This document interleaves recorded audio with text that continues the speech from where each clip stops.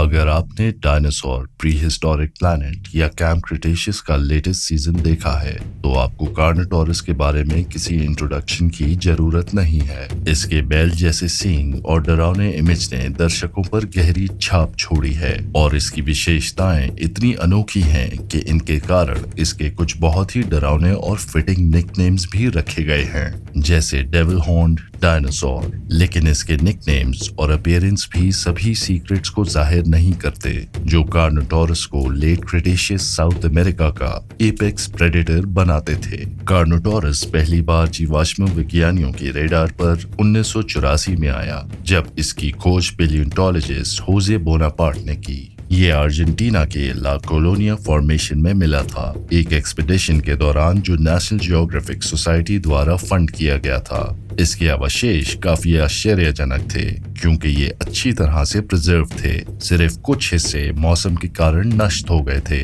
Bonaparte ने तुरंत इसकी एक सबसे अनोखी विशेषता हॉर्न्स पर ध्यान दिया और इस जीनस का नाम कार्नोटोरस रखा, जिसका अर्थ है मांस खाने वाला बैल। जबकि इसके विशेष नाम सेस्टेरी ने उस रैंच के ओनर को ऑनर किया जहां से फॉसिल्स मिले थे। इसे इवेंचुअली बेलिसॉरिडे फैमिली में रखा गया, जो थेरोपॉड डायनासोर्स की एक फैमिली है जिनकी स्टॉकी हाइंड लिम्स और डेकोरेटेड स्कल्स होते हैं।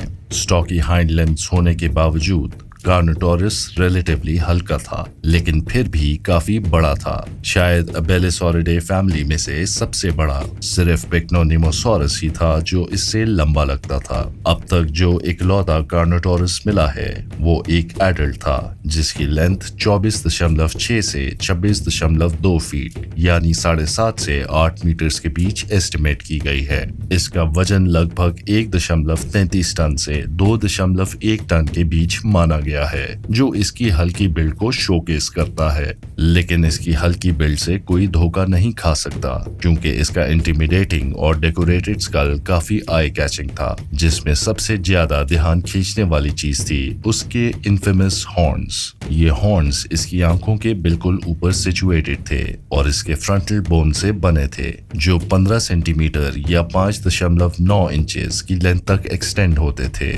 जनरली ये माना जाता है कि इन हॉर्न्स पर केराटिनस शीट्स मौजूद थे, लेकिन ये डिबेट का मुद्दा है कि केराटिन इन हॉर्न्स को कितना लंबा बनाता था। कुछ जीवाश्म विज्ञानी मानते हैं कि ये सींगों को काफी लंबा बनाता था, जबकि कुछ ऐसा नहीं मानते। सींगों का फंक्शन भी एक डिबेट का मुद्दा है क्योंकि ये एक ट्रिकी क्वेश्चन है। ये अकेला बाइपेडल एनिमल है जिसके फ्रंटल बोन्स पर सींग हैं। एक थियरी ये है कि ये सोशल डिस्प्ले के लिए यूज होते थे, लेकिन इनकी मोटाई ये बताती है कि ये फिजिकली यूज होते थे।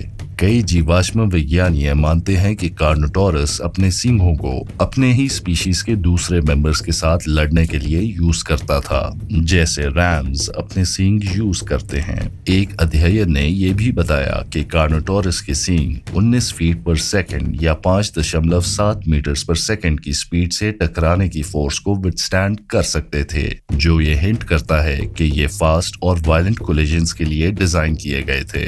गर्दन और सर भी इस आइडिया को सपोर्ट करते हैं क्योंकि इसका सर रिलेटिवली शॉर्ट था, लेकिन नेक बहुत ही मस्कुलर। दो ऐसे फीचर्स जो क्विक थ्रस्ट और शॉक एंड्योरेंस को अलाउ करते हैं, लेकिन सब इस अजम्पशन से सहमत नहीं हैं। कुछ लोग मानते हैं कि ये हॉर्न्स एक्चुअली धीरे धीरे एक दूसरे को धक्का देने के लिए इस्तेमाल होते थे, जैसे आज के मॉडर्न मरीन इग्वानास में देखा जाता है। अंतिम थियरी जो सबसे ज्यादा कंट्रोवर्शियल है, ये है कि कार्नोटोरस अपने सींगों को छोटे शिकार को घायल करने और मारने के लिए इस्तेमाल करता था। इस थियरी पर बेस्ड है कि केराटिन हॉर्न्स को काफी लंबा बनाता था, लेकिन अगर उसके सींग हथियार नहीं भी थे तो भी कार्नोटोरस को चिंता करने की जरूरत नहीं थी क्योंकि उसके पास एक और एफिशिएंट किलिंग टूल था, उसका मुंह। इसके जबड़ों में 62 सेरेटेड लंबे और पतले दांत थे जो एक दूसरे के करीब थे, और उसके सर और जबड़ों से जुड़े मसल्स उसे बहुत ही तेजी से काटने की क्षमता देते थे।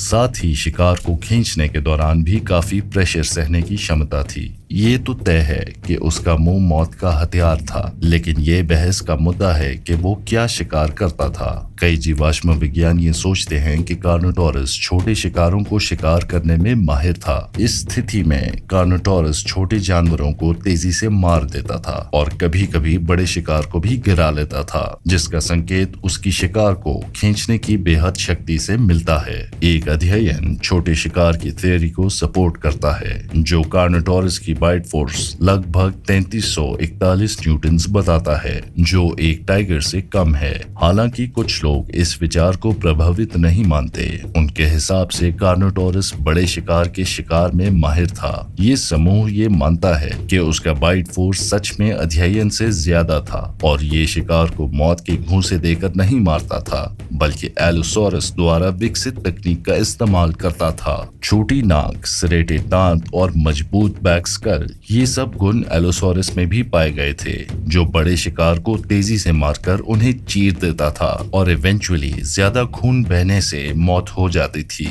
इन साझे गुणों की वजह से कुछ लोग सोचते हैं कि कार्नोटोरस बड़ा शिकार करने में माहिर था, शायद सौरोपॉड्स का भी शिकार करता था। ये जिस जानवर का भी शिकार करता था, वो शायद यही उम्मीद करते थे कि कार्नोटोरस जितनी तेजी से आया है उतनी ही तेजी से चला जाए, क्योंकि कार्नोटोरस एक स्पीड डीमन था। कार्नोटोरस के पास दो यूनिक फीचर्स थे जो इसे बेहद तेजी से दौड़ने में मदद करते थे। एक थी इसकी थाई बोन। इसकी थाई बोन इस तरह से विकसित हो गई थी कि ये कार्नोटोरस को दौड़ते समय ज्यादा बेंडिंग की कैपेबिलिटी देती थी। ये बेंडिंग और फ्लेक्सिबिलिटी इसे ज्यादा स्पीड से दौड़ने में मदद करती थी और इसका थाई बोन स्ट्रक्चर ह्यूमन से ज्यादा एफिशिएंट पाया गया है। हालांकि ये एक ऑस्ट्रिच से कम ही था। उसकी स्पीड का दूसरा सीक्रेट उसकी पूंछ में था। बहुत समय से माना जाता है कि डायनासोर्स की पूंछ में लोकोमोटर मसल होता है, जिसे कॉर्डोफेमोरालिस कहते हैं। ये स्पीड का टॉप इंडिकेटर होता है और अक्सर डायनासोर्स की टेल बोन्स टी शेप की होती थी, जबकि कार्नोटोरस की टेल बोन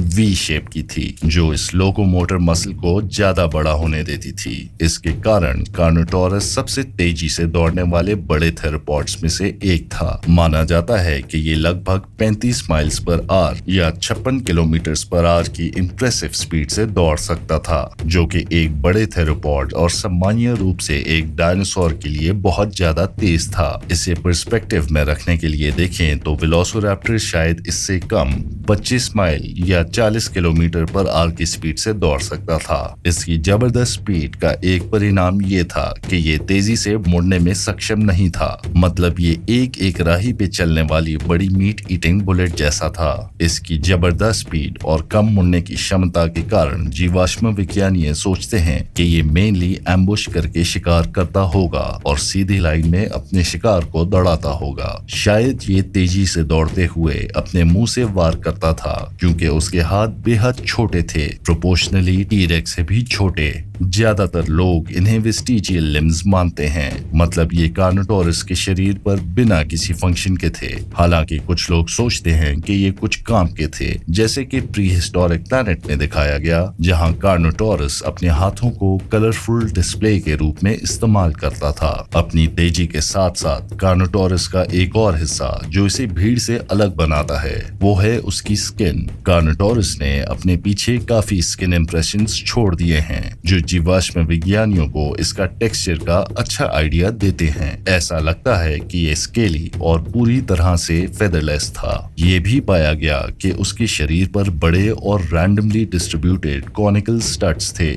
जो छोटे एलोंगेटेड डायमंड शेप्ड स्केल्स के नेटवर्क से गिरे हुए थे, जो शायद सब सर्कुलर भी हो सकते थे। कुछ लोग मानते हैं कि ये पैचेस शिकार करते समय या लड़ाई के दौरान सुरक्षा प्रदान करते होंगे, जबकि दूसरे इसे एक आर्टिस्टिक फीचर के रूप में देखते हैं, जो शायद काफी कलरफुल या पैटर्न्स वाले रहे होंगे, जो सामाजिक स्तर पर फ्लर्ट या इंटिमिडेट करने के लिए इस्तेमाल होते थे। कार्नोटोरस किस्मत वाला था कि उसे सिर्फ अपने ही स्पीशीज के दूसरे मेंबर्स की चिंता करनी पड़ती थी, क्योंकि ये माना जाता है कि ये अपने किंगडम, जो आज के समय का साउथ अमेरिका है, में एक एपेक्स प्रेडेटर था। ला कोलोनिया फॉर्मेशन से आए इस थेरोपॉड के बारे में माना जाता है कि ये 83.6 और 66 मिलियन साल पहले पृथ्वी पर घूमता था। उस समय का पर्यावरण खारे पानी की पार्शियली इंक्लोज्ड कोस्टल बॉडी से बना था, जिसमें नदियां बह रही थीं, टाइडल फ्लैट्स और कोस्टल प्लेन्स थे,